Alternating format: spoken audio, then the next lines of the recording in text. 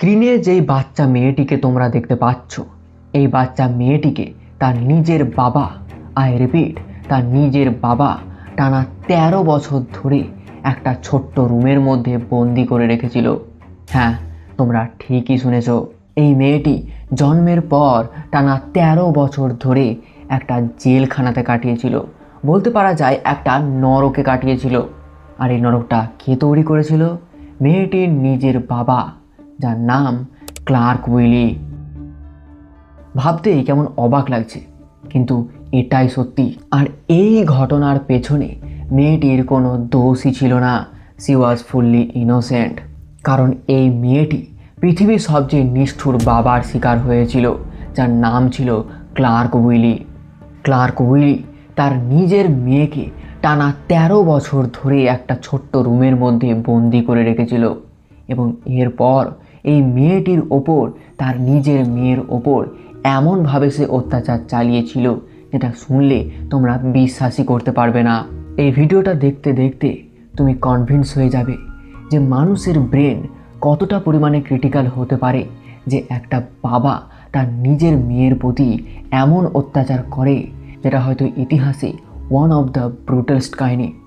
ভিডিওর মাঝামাঝি পয়েন্টে তুমি ভাবতে শুরু করবে যে একজন বাবা কিভাবে এতটা নিষ্ঠুর হতে পারে যে তার মেয়ের সঙ্গে এরকম আচরণ করে।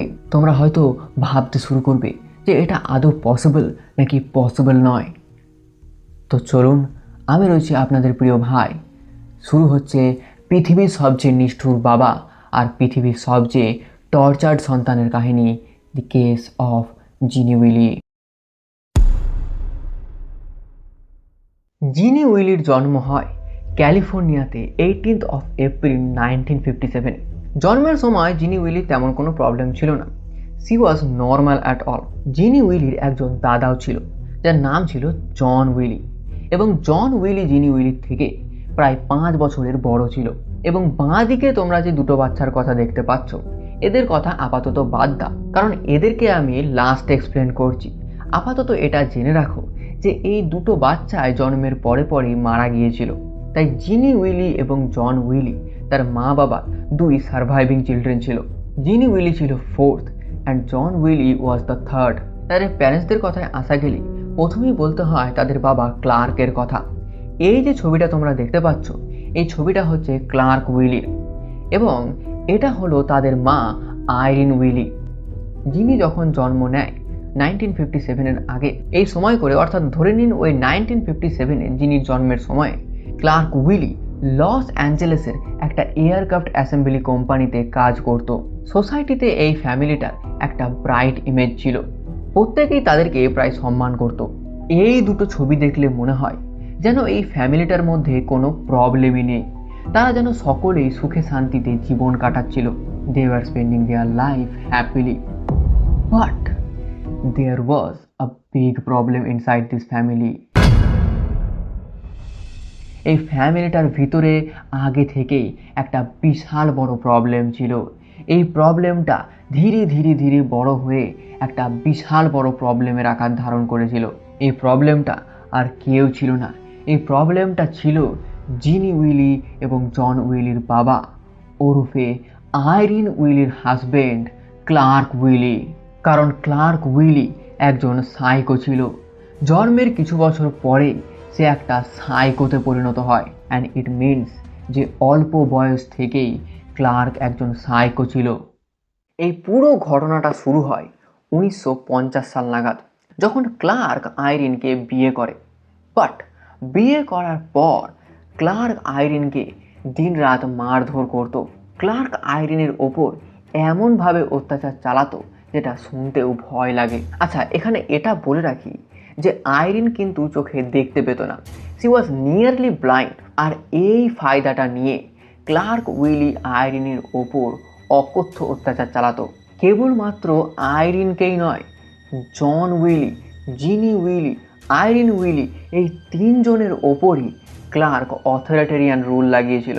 তারা কি খাবে, কি পড়বে, কি কোথায় ঘুমাবে, এই সমস্ত কিছু ঠিক করে দিত ক্লার্ক। অর্থাৎ ক্লার্ক তাদের সমস্ত ধরনের স্বাধীনতাকে জাস্ট কেড়ে নিয়েছিল। 24টা ঘন্টা ক্লার্ক এই পুরো বাড়িটাকে লক করে রেখে দিয়েছিল। এই বাড়িটাতে না তো কেউ আসতে পারতো আর না তো কেউ এই বাড়িটা থেকে বাইরে কেউ বেরোতে পারতো। অর্থাৎ এই তিনজনেরই বাড়ি থেকে বেরানোর কোনো রকম সুযোগ ছিল না। ক্লার্ক তাদের বাড়ি থেকে বেরানোর সমস্ত রকম পথকে বন্ধ করে রেখেছিল। বাড়িতে সামান্য একটু কথা বলতে গেলেও প্রত্যেককে ক্লার্কের পারমিশন নিতে হতো। আর এই তিনজনকে ক্লার্ক অত্যন্ত ব্রুটালভাবে মারধর করত। এখানে এটাও বলে দেওয়া ভালো যে ক্লার্ক উইলি তার মা বাবার কাছ থেকে সেপারেট থাকতো এবং ধীরে ধীরে সে এতটাই ব্রুটাল হয়ে যায় যে তার স্ত্রী আইরিনের মা বাবার সঙ্গেও এই ফ্যামিলিটার সমস্ত রকম সম্পর্ক বিচ্ছেদ করে রেখেছিল। অর্থাৎ আইরিনের সঙ্গে আইরিনের মা বাবার কোনো সম্পর্ককেই ক্লার্ক রাখতে দেয়নি। বাড়ির দরজা জানালা 24 ঘন্টা ক্লার্ক বন্ধ করে রাখত। এই ফ্যামিলিটাকে ক্লার্ক পুরো সমাজ থেকে একদম বিচ্ছিন্ন করে দিয়েছিল। বাইরের আউটার ওয়ার্ল্ডের সঙ্গে এই ফ্যামিলিটার কোনো কানেকশানই ছিল না। একটা লোকের সঙ্গেও জিনি, জন, আইরিন এরা কেউই কথা বলতে পারতো না। পাড়া প্রতিবেশী কাউরির সঙ্গে এই পুরো ফ্যামিলিটা কোনো সম্পর্ক ছিল না। বলা ভালো যে ক্লার্ক কোনো রকম সম্পর্ক রাখতে দেয়নি। ক্লার্ক এতটাই বড় সাইকো ছিল যে জন আর জিনি এই দুজনকেই ক্লার্ক স্কুলে ভর্তি করেনি এবং সেই কারণে এই দুজনেরই কোনো বন্ধু বান্ধব ছিল না। পাড়া প্রতিবেশী কোনো রিলেটিভস কাউরির সঙ্গে এই ফ্যামিলিটা কোনোদিনও মেলামেশা করেনি। টানা 13 বছর ধরে এই ফ্যামিলিটাকে ক্লার্ক একদম বাইরের ওয়ার্ল্ড থেকে কাট অফ করে রেখেছিল। বাইরের ওয়ার্ল্ড বলেও যে কিছু একটা হয় সেটা সম্পর্কে এই ফ্যামিলিটা কিছুই জানতো না। বলা ভালো জানতে দেওয়া হয়নি। বাইরের জগতের সঙ্গে জিনির পরিবার পুরোপুরি আননোন ছিল। ইনি তো জন্মের পর থেকেই আননোন ছিল, বাট জিনির পরিবারও এই সাইকো ক্লার্কের শিকার হয়েছিল এবং তারা বাইরের জগৎ সম্পর্কে কিছুই জানতো না। ক্লার্ক তার পরিবারটাকে এতটাই আইসোলেট করে রেখেছিল যে তাদের পাড়া প্রতিবেশী রিলেটিভস কেউই জানতো না যে জিনি বলেও আদৌ তাদের পরিবারে কেউ আছে কি না। মানে একবার ভাবুন, টানা 13 বছর ধরে পাড়া প্রতিবেশী কেউই জানতো না যে তাদের পরিবারে জিনি বলে কেউ জন্মেছে এবং জিনি বলে আদৌ কেউ এক্সিস্ট করে সেটা সম্বন্ধে এই পাড়া প্রতিবেশী রিলেটিভস কেউই কিছু জানতো না। ক্লার্ক উইলি পুরো বাড়িটাকে একটা জেলখানাতে, বলা ভালো একটা নরকে পরিণত করেছিল। যে নরকের ভিতরে ক্লার্ক উইলি এই তিনজনের ওপর দিনরাত অত্যাচার চালাতো।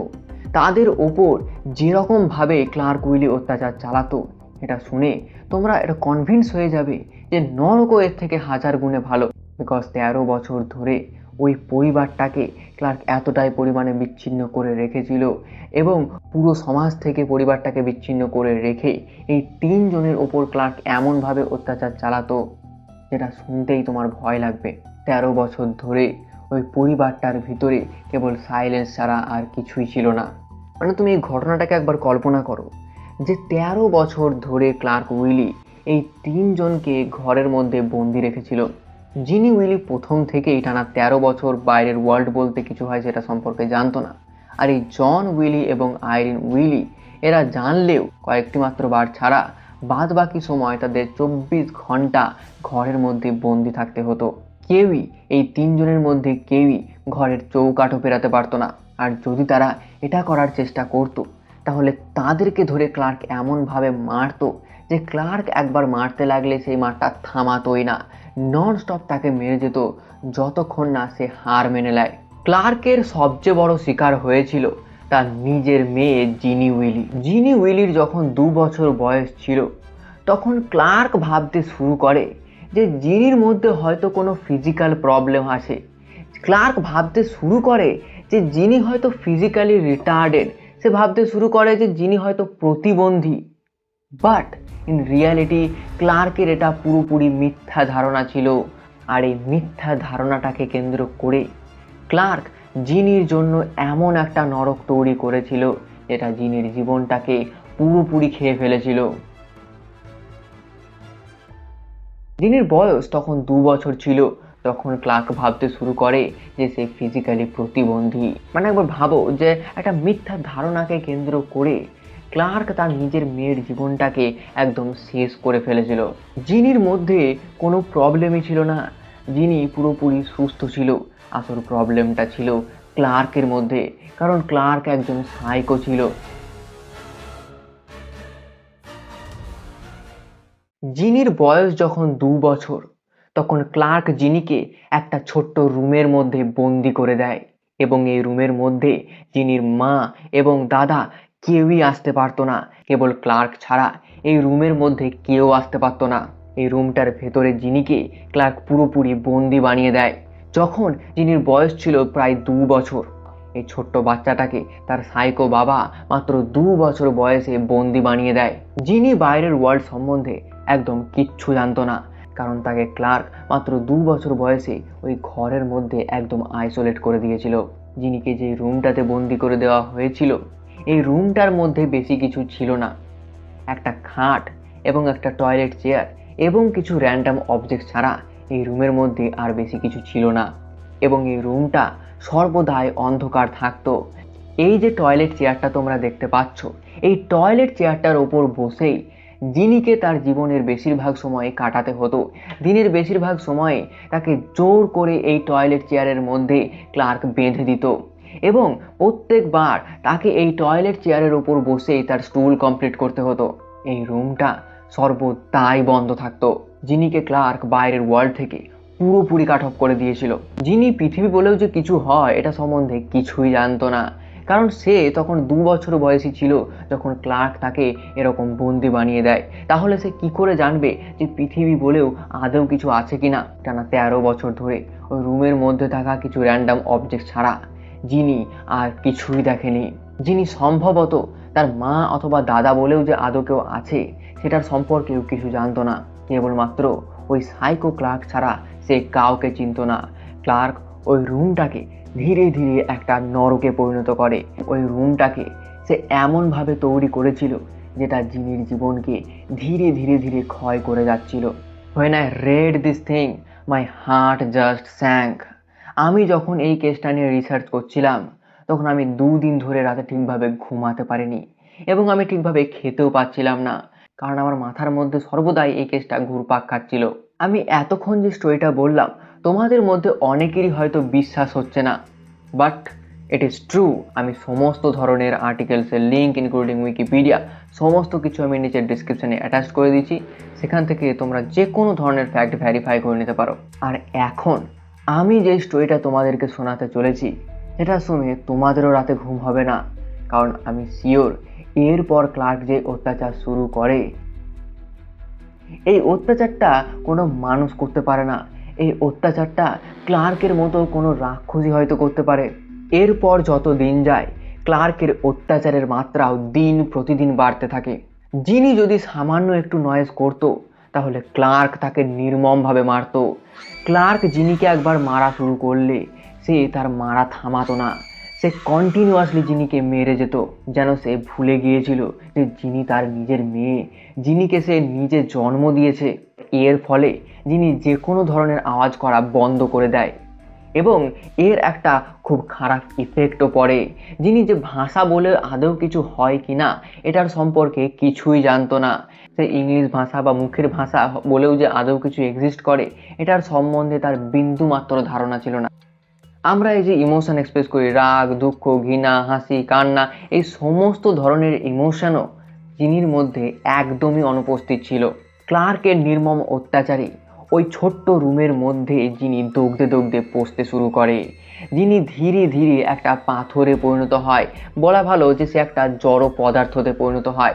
তার মধ্যে আর কিছুই ছিল না। She was in this room for 12.5 years. Clerk জিনির ওপর অত্যাচার করলে যিনি কোনো রকম ইমোশন ছাড়াই সেগুলোকে জাস্ট সহ্য করতো। Can you imagine that how sick minded person was Clark? Clark বড় বড় নখ বানিয়ে রেখেছিল, যেই নখ দিয়ে সে জিনিকে অত্যন্ত নির্মমভাবে চিরত। অ্যান্ড শকিংলি ওই বদ্ধ ঘরের মধ্যে কিছু কাঠ রাখা ছিল, এবং এই কাঠ দিয়েই জিনিকে ক্লার্ক প্রায় দিনই মারধর করতো। এই ঘরটাকে ক্লার্ক পুরোপুরি অন্ধকার বানিয়ে রেখেছিল, যেটা আমি হয়তো আগেও সম্ভবত বলেছি। ক্লার্ক সাইকো থেকে ধীরে ধীরে একটা মনস্টারে পরিণত হয়। তুমি জেনে অবাক হয়ে যাবে যে ক্লার্ক নিজের মুখে কুকুরের আওয়াজ করত, যাতে করে জিনি ওই কুকুরের আওয়াজ শুনে ভয় পেয়ে যায়। যার কারণে পরবর্তীকালে জিনিকে দেখা যায় যে জিনি ডগ ফোবিক হয়ে গেছে। ক্লার্ক এতটাই নিষ্ঠুর লোক ছিল যে জিনিকে ক্লার্ক কোনো নর্মাল খাবারও দিত না, তাকে সর্বদাই লিকুইড খাবার দেওয়া হতো। কোনো সিরিয়াল বা কোনো বেবি ফুড অথবা কোনো লিকুইড খাবারই জিনিকে দেওয়া হতো এবং টানা 13 বছর ধরে জিনিকে ওই লিকুইড খাবার খেয়েই বেঁচে থাকতে হয়েছিল, যার ফলে কঠিন খাবার বলেও যে কিছু এক্সিস্ট করে সেটার সম্পর্কেও জিনি কিছু জানতো না। যার ফলে পরবর্তীকালে দেখা যায় যে কঠিন খাবার খাওয়ার যে সিস্টেম, সেই ডাইজেস্টিভ সিস্টেমটা জিনির মধ্যে নষ্ট হয়ে গেছে। জিনিকে যে সমস্ত খাবার অর্থাৎ লিকুইড খাবার দেওয়া হতো, খাবারটা যদি জিনি সঠিক সময়ে ফিনিশ না করতো তাহলে জিনিকে আবারও মারধর করা হতো। অর্থাৎ সব দিক থেকেই জিনিকে ওই রুমের মধ্যে মারধর করা হতো। ক্লার্ক এতটাই অমানুষ ছিল যে জিনি যখন রাতে ঘুমাতো তখন তাকে নর্মালভাবে ঘুমাতেও দিত না। ক্লার্ক জিনিকে একটা স্লিপিং ব্যাগের মধ্যে ভরে একদম টাইটভাবে বেঁধে দিত, যার ফলে জিনি ওই স্লিপিং ব্যাগের মধ্যে কোনো রকম নড়াচড়া করতে পারতো না। জিনিকে সারা রাত ওই স্লিপিং ব্যাগের মধ্যে ওই টাইট অবস্থাতে ঘুমাতে হতো, যার ফলে কি হয়, জিনির দুটো হাতই ভালোভাবে কাজ করা বন্ধ করে দেয়, যেটা তোমরা এই ভিডিওটাতে স্পষ্ট বুঝতে পারছো যে তার হাতটাকে নর্মাল দেখাচ্ছে না। মাঝে মাঝে ক্লার্ক জনকে দিয়ে জিনির ওপর অত্যাচার চালাতো। হ্যাঁ, তোমরা ঠিকই শুনেছো, নিজের দাদাকে দিয়ে তার বোনের ওপর অত্যাচার চালাতো। আর জন যদি এটা না করতো তাহলে অ্যাজ ইউজুয়াল জনকেও নির্মমভাবে মারা হতো। ক্লার্ক ওই রুমটাকে নরকের থেকেও একটা ভয়ঙ্কর জায়গাতে পরিণত করে। বাইরের জগতের সঙ্গে জিনির কোনো লিঙ্কই ছিল না। টানা 13 বছর ধরে এই পৃথিবীটার সে কিছুই দেখেনি। এই পৃথিবীটা যে আসলে কি, বাড়ি ঘর নদী সমুদ্র এই সমস্ত কিছু সম্পর্কে যিনি একদম আননোন ছিল। সে কেবলমাত্র ওই রুমের মধ্যে থাকা একটা ছোট জানালা থেকে আকাশের কিছুটা অংশ দেখতে পেত এবং কিছু নর্মাল এনভায়রনমেন্টাল সাউন্ড আর দূরের একটা জায়গা থেকে একটা পিয়ানোর আওয়াজ ভেসে আসতো। এটা ছাড়া আর সে কিছুই দেখেনি বা শোনেনি। There was no connection between Ginny and the outer world. According to some articles, রাতের বেলাতে ক্লার্ক যখন ঘুমাতো তখন এই সময়ে জিনির মা অর্থাৎ আইরিনি জিনিকে কিছু খাবার দিয়ে আসতো। তোমাদেরকে একটা কথা আগেও বলেছি এবং এখন আরও প্রিসাইজলি বললে প্রথমে বলতে হয় যে ক্লার্কের যে বাবা সে কিন্তু ছিল না, অনেক ছোটতেই মারা গিয়েছিল, এবং ক্লার্কের যে মা সে ক্লার্কের সঙ্গে থাকতো না। এবং এই দিক থেকে আইরিনের মায়ের সঙ্গে কোনো রকম সম্পর্ক রাখতে দেয়নি। তাই আইরিনের মাও এই ঘটনা সম্পর্কে কিছু জানতো না এবং এই থেকে ক্লার্কের মাও এই ঘটনা সম্পর্কে কিছুই জানতো না।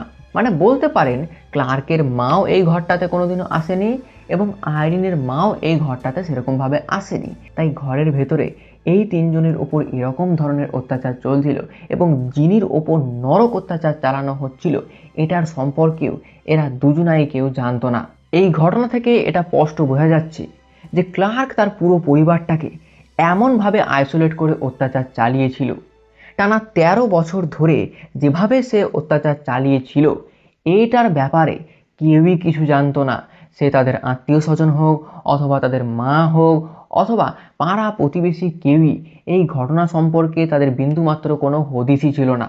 আর সেই কারণে এই 3 জনকে টানা 13 বছর ধরে ক্লার্কের নরকবাস সহ্য করতে হয়েছিল। এই 3 জনই নরকের মধ্যে ধীরে ধীরে দগ্ধ হয়ে যাচ্ছিল। তার মধ্যে সবচেয়ে বেশি অত্যাচারিতা হয়েছিল এই ছোট্ট মেয়ে অর্থাৎ জিনি উইলি।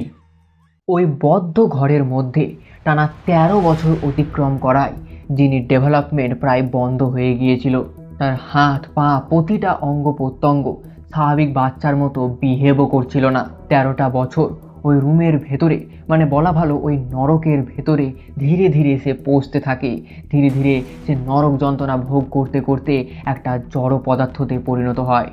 দেখতে দেখতে 1957 সাল থেকে 1970 সাল চলে এসেছিল এবং আপনারা এটা দেখতে পেলেন যে কিভাবে এই 13 বছরের টাইম ফ্রেমে ক্লার্ক উইলি তার নিজের মেয়ে জিনি উইলির উপর কিভাবে অকথ্য অত্যাচার চালিয়েছিল।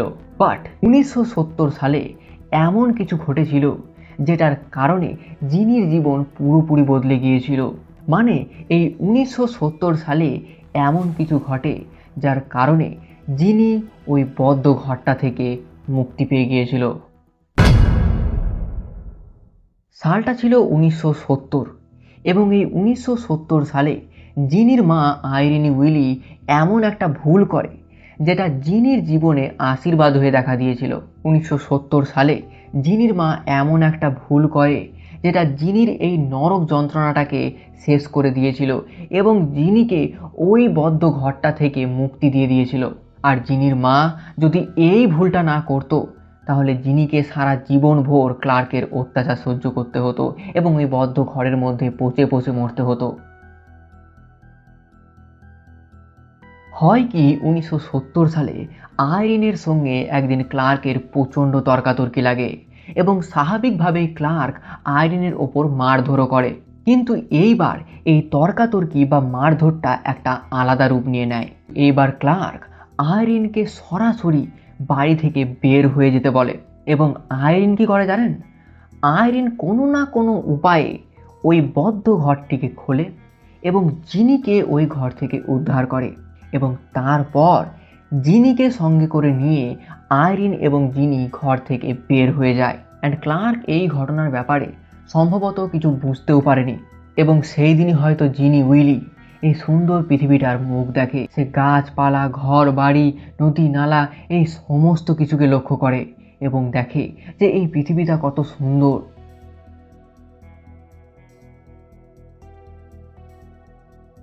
কিন্তু এবার প্রশ্ন হচ্ছে যে জিনির মা জিনিকে নিয়ে এরপর কোথায় গিয়েছিল এবং সেই ভুলটাই বা সে কী করেছিল যেটা নিয়ে আমি বারবার করে বলে যাচ্ছি। তো দেখুন, জিনিকে উদ্ধার করার পর আইরিন সহজেই একটা পুলিশ স্টেশনে চলে যেতে পারত এবং ক্লার্কের নামে সেই দিনই একটা এফআইআর রেজিস্টার করতে পারত। কিন্তু জিনির মা আইরিন কোনো পুলিশ স্টেশনেই যায়নি। হ্যাঁ, তোমরা ঠিকই শুনেছ, এত সব ঘটে যাওয়ার পরও সে কোনো পুলিশ স্টেশনে যায়নি এবং ক্লার্কের নামে কোনো এফআইআর রেজিস্টার হয়নি। তাহলে জিনিকে নিয়ে আইরিন এরপর কোথায় গিয়েছিল? তো দেখুন, জিনিকে নিয়ে আইরিন এরপর তার মায়ের বাড়িতে গিয়েছিল, অর্থাৎ জিনির মামার বাড়িতে তাকে নিয়ে যাওয়া হয়েছিল এবং মামার বাড়িতে কেউই ছিল না, কেবলমাত্র জিনির দিদাই প্রেজেন্ট ছিল, অর্থাৎ আইরিনের মাই তখন জীবিত ছিল। বাদবাকি সম্পর্কে কোনো রকম ডেটা অ্যাভেলেবেল নেই। কিন্তু আইরিন যখন জিনিকে নিয়ে তার মায়ের বাড়ি যায় তখন আইরিনের মা অত্যন্ত চমকে ওঠে, কারণ সে দেখে যে জিনির বয়স 13 বছর, বাট তা সত্ত্বেও জিনিকে দেখে একটা 5 থেকে 6 বছরের বাচ্চার মতো লাগছে, হুইচ মিনস যে জিনির ওপর কিছু তো একটা হয়েছে। আইরিনের মা অত্যন্ত অবাক হয়ে যায় যে এটা কি করে পসিবল যে একটা 13 বছরের বাচ্চাকে 5 থেকে 6 বছরের বাচ্চার মতো দেখাচ্ছে। এরপর আইরিনের মাকে টানা 13 বছর ধরে ঘটে চলা সমস্ত ধরনের অত্যাচার সম্পর্কে বিস্তারিত বলে। বাট এই সময়েও আইরিন এবং আইরিনের মা ক্লার্কের এগেনস্টে কোনো স্টেপসই নেয়নি। I don't know how, but ক্লার্কের এই জঘন্য অত্যাচারের এগেনস্টে আইরিনের মা এবং আইরিন কেউই বড় সড়ো কোনো steps at this point of time কোনো রকম স্টেপস নেয়নি। জিনির মা আইরিন এবং তার দিদা অর্থাৎ আইরিনের মা লক্ষ্য করে যে জিনি তো একে undeveloped child, she was too much undeveloped, but Genie ঠিক মতন কথাও বলতে পারছে না। যিনি কোনো কুকুর বা ছাগল বা কোনো প্রাণীর মতো কথা বলছে, which was I don't know how to explain it. After seeing this, they were just fucking shocked. At this point of time, Irin জিনিকে নিয়ে তার মায়ের বাড়িতে থাকছিল এবং কয়েক সপ্তাহ প্রায় থাকা হয়ে গিয়েছিল এবং এই থাকাকালীন আইরিন একটা ভুল করে বসে। হয় কি, আইরিন যেহেতু একজন অন্ধ ছিল তাই সে তার চোখের ট্রিটমেন্টের জন্য জিনিকে সঙ্গে করে নিয়ে একটা ডাক্তারখানা যাচ্ছিল। দিনটা ছিল 4th of November 1970। কিন্তু ডাক্তারখানার বদলে যেহেতু আইরিন একজন অন্ধ ছিল, একটা আলাদা জায়গা চলে যায়। এই আলাদা জায়গাটা ছিল ক্যালিফোর্নিয়ার একটা সোশ্যাল ওয়েলফেয়ার অফিস এবং যেহেতু আইরিন চোখে দেখতে পেত না তাই সে এই কাণ্ডটা করেছিল। সে ভুল করে ক্যালিফোর্নিয়াতে অবস্থিত ওই সোশ্যাল ওয়েলফেয়ার অফিসটাতে পৌঁছে গিয়েছিল। আর এই দিকে যিনি তো কোনটা ডাক্তারখানা কোনটা সোশ্যাল ওয়েলফেয়ার অফিস এটা সম্বন্ধে তো কিছুতে জানতোই না, বিকজ সে পৃথিবীটাকে কয়েকদিন হয়েছে যে প্রথম দেখছে। তো আইরিন ভুল করে ক্যালিফোর্নিয়ার ওই সোশ্যাল ওয়েলফেয়ার অফিসটাতে চলে যায় এবং যিনি তার সঙ্গেই ছিল এবং এই অফিসে এন্টার করার পর ওখানকার কিছু স্টাফ সেই একই জিনিস লক্ষ্য করে। ওখানকার কিছু স্টাফ লক্ষ্য করে যে জিনির বয়স 13 হওয়া সত্ত্বেও তাকে খুব জোর 5 থেকে 6 বছরের লাগছে। ওই স্টাফদের মনে অত্যন্ত সন্দেহ জাগে। তাই তারা আইরিনকে প্রশ্ন করে যে কি হয়েছে, কি বৃত্তান্ত, যাবতীয় সব কিছু খুলে বলো। এবং এই সময়ে জিনি টানা 13 বছর ধরে ঘটে চলা সমস্ত ধরনের অত্যাচারকে ওই স্টাফদেরকে এক্সপ্লেন করে। এই সময় আইরিন তাদেরকে এক্সপ্লেন করে যে কিভাবে টানা 13 বছর ধরে ক্লার্ক উইলি জিনিকে নরকবাস করিয়েছে এবং কিভাবে তাদের পুরো ফ্যামিলিটাকে সম্পূর্ণ সমাজ থেকে আইসোলেট করে রেখেছিল। আর এটা শোনার পর ওই স্টাফরা নিজের চোখে বিশ্বাসই করতে পারছিল না এবং সঙ্গে সঙ্গে ওই স্টাফগুলো ক্লার্কের এগেনস্টে লিগাল স্টান্স নেয়। এবং সেই দিনই অর্থাৎ 4th নভেম্বর 1970 সেই দিনই ক্লার্ককে অ্যারেস্ট করে নেওয়া হয় এবং সেই সঙ্গে সঙ্গে আইরিনিকেও অ্যারেস্ট করে নেওয়া হয়। এবং সাথে সাথেই আমেরিকার নিউজ চ্যানেলগুলোতে জিনি উইলির কেস পুরোপুরি ছড়িয়ে পড়ে। সমগ্র আমেরিকার মানুষ জাস্ট ভেবেই পাচ্ছিল না যে কিভাবে একজন বাবা তার মেয়ের সঙ্গে এরকম অত্যাচার করতে পারে। আমেরিকার মানুষ ক্লার্কের এই নির্দয়তা দেখে ক্লার্কের এগেনস্টে ক্যাপিটাল পানিশমেন্টের কথা বলে। ওই সোশ্যাল ওয়েলফেয়ারের স্টাফগুলো যিনি যাতে সুস্থ হয়ে ওঠে এটার জন্য বিভিন্ন রকমভাবে চেষ্টা করতে থাকে এবং তারা লক্ষ্য করে যে জিনির মধ্যে বিকজ অফ দ্য টর্চার জিনির মধ্যে বিভিন্ন ধরনের ডিসেবিলিটি রয়েছে। না তো সে ঠিকভাবে খেতে পাচ্ছে, না তো সে ঠিকভাবে কথা বলতে পারছে, না তো সে ঠিকভাবে হাঁটতে পারছে, না তো সে ঠিকভাবে বলতে পারছে।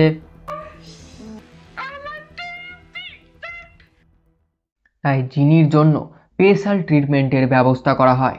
লস অ্যাঞ্জেলেসের একটা চিলড্রেন হসপিটালের স্পেশাল ইভ্যালুয়েশন সেক্টরে তাকে রাখা হয় এবং সেইখানেই তাকে কয়েক মাস থেকে কয়েক বছর তার ট্রিটমেন্ট চলে। জিনিকে প্রায় 7 বছরেরও বেশি সময় ধরে ট্রিটমেন্ট চালানো হয়। এই সময় করে তোমাদের মধ্যে অনেকেই হয়তো ভাবতে শুরু করেছো যে জিনির ট্রিটমেন্ট চলেছিল ভালো করে, তার মানে জিনি পরবর্তীকালে সুস্থ হয়ে উঠেছিল and everything was all is well. But problem is যে এটা কোনো রাজা রানীর গল্প না। This is a crime story and in every crime story there is nothing about happy ending. ক্লার্ককে অ্যারেস্ট করে নেওয়া হয়েছিল, বাট ক্লার্ককে কিন্তু ডাইরেক্ট ফাঁসি দিয়ে দেওয়া হয়নি। এই কেসের প্রথমে শুনানি স্টার্ট হয় এবং 21 নভেম্বর 1970 এই দিনই এই কেসের প্রথম শুনানি ছিল। বাট ঠিক আগের দিনই অর্থাৎ 20 নভেম্বর 1970 এই দিনই ক্লার্ক নিজের কাছে থাকা একটা শটগান দিয়ে আত্মহত্যা করে নেয়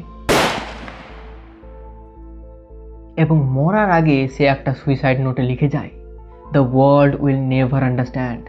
এই জগৎ কখনো শুধরাবে না। বেসিক্যালি সাইকোপ্যাথরা এরকমই হয়ে থাকে, ওয়ার্ল্ডেরই সর্বদাই দোষ দেয়। এবং জন পরবর্তীকালে বলে যে তার বাবা জনের জন্য একটা স্পেশাল নোট লিখেছিল এবং সেই নোটটা ছিল ঠিক এরকম, be a good boy, I love you. আচ্ছা, এখানে এটা বলে দেওয়া ভালো, যেটা আমি ভুলে গিয়েছিলাম বলতে, যে 1968 সাল নাগাদ অর্থাৎ জিনির ডিসকভারির 2 বছর আগে জন বাড়ি থেকে পালিয়ে গিয়েছিল। অর্থাৎ আপনারা দেখতে পেলেন যে যেই বাবা তার নিজের মেয়ের ওপর এত অত্যাচার করেছিল, যেই বাবা তার নিজের মেয়েকে টানা 13 বছর ধরে নরকবাস করিয়েছিল, সেই বাবা সমস্ত রকম শাস্তির হাত থেকে বেঁচে যায়। তাই এই ঘটনার পর অর্থাৎ ক্লার্কের মৃত্যুর পর আইরিনের ওপর এই ঘটনার বিভিন্ন রকম বোঝ চলে আসে। প্রথমে আইরিনের এগেনস্টে শুনানি চলে, but at the end of the day আইরিনকে কিছু বছর জেলেও কাটাতে হয়েছিল। তো দেখুন, আইরিনের ওপর কিছু ভ্যালিড চার্জও লাগানো হয়েছিল at that point of time. সেই চার্জগুলো ঠিক এরকম ছিল। 1 নাম্বার হচ্ছে যে আইরিন তো নিয়ারলি ব্লাইন্ড ছিল, she was not fully blind. তাহলে আইরিন কোনো না কোনো উপায়ে জিনিকে এই 13 বছরের নরকবাস থেকে উদ্ধার করতে পারতো, তাহলে সে এটা করেনি কেন? And the second thing is যে আইরিন যখন জিনিকে উদ্ধার করে তার মায়ের বাড়ি নিয়ে গিয়েছিল, তখন আইরিন তৎক্ষণাৎ পুলিশ স্টেশনে যেতে পারতো এবং সঙ্গে সঙ্গে ক্লার্কের এগেনস্টে এফআইআর রেজিস্টার করতে পারতো। তাই আইরিন এই সমস্ত স্টেপস কেন নেয়নি? তাই এই দুটো কথা ভেবেই আইরিনকে বলা হয় যে ক্লার্ক তো বটেই দোষী, কিন্তু তুমিও কোনো অংশে কম না, তুমি কিছু না কিছু করে জিনিকে এই নরকবাস থেকে বাঁচাতে পারতে। ইন 1975 আইরিনের ওপর থেকে সমস্ত রকম চার্জ তুলে নেওয়া হয় and she was released then. But তার আগে 1970 সালের পর জিনির জীবনে দুটো ফেজ আসে। প্রথম ফেজে জিনির জীবন অনেকাংশে ভালো হয়ে ওঠে। প্রত্যেকটা ডাক্তার, প্রত্যেকটা লোক এবং সেই সঙ্গে সঙ্গে ওই সোশ্যাল ওয়েলফেয়ারের স্টাফগুলো জিনি যাতে সুস্থ হয়ে ওঠে তার জন্য বিভিন্ন রকমভাবে প্রয়াস করে। জিনিকে বিভিন্ন ধরনের ট্রিটমেন্ট দেওয়া হয়, এর ফলে বিভিন্ন পজিটিভ রেজাল্টও আসে। যিনি অনেকাংশে সুস্থ হয়ে ওঠে, কারণ যিনি কম বেশি নর্মাল হয়ে ওঠে। তিনি বিভিন্ন ওয়ার্ডস বলতে শেখে, সে বিভিন্ন অবজেক্টকে আইডেন্টিফাই করতে শেখে এবং সে বিভিন্ন ইমোশনও এক্সপ্রেস করছিল।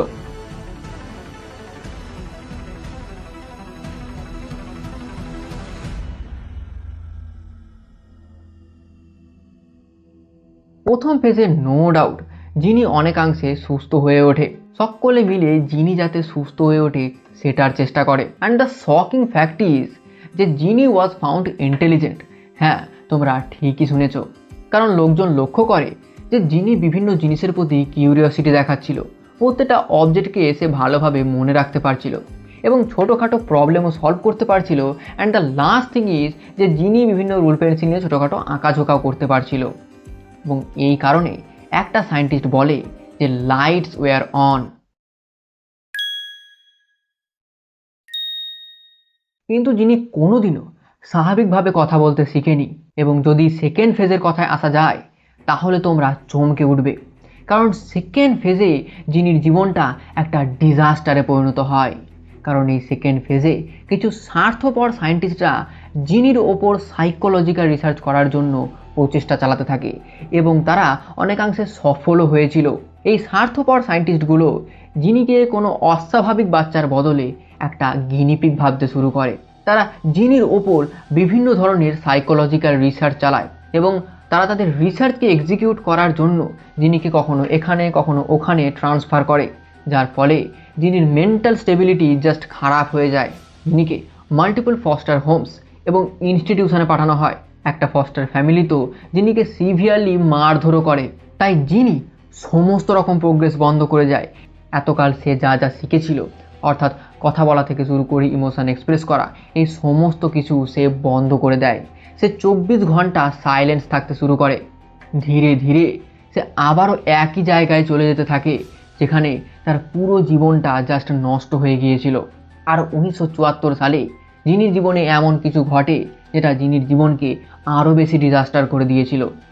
কারণ 1974 সাল অবধি জিনির কাছে যে সমস্ত গভর্নমেন্ট এইডস এবং মানুষরা প্রতিদান দিত, সেই সমস্ত কিছু 1974 সালে বন্ধ হয়ে যায়, যার ফলে জিনির জীবনে ফাইন্যান্সিয়াল প্রবলেম দেখা যায়।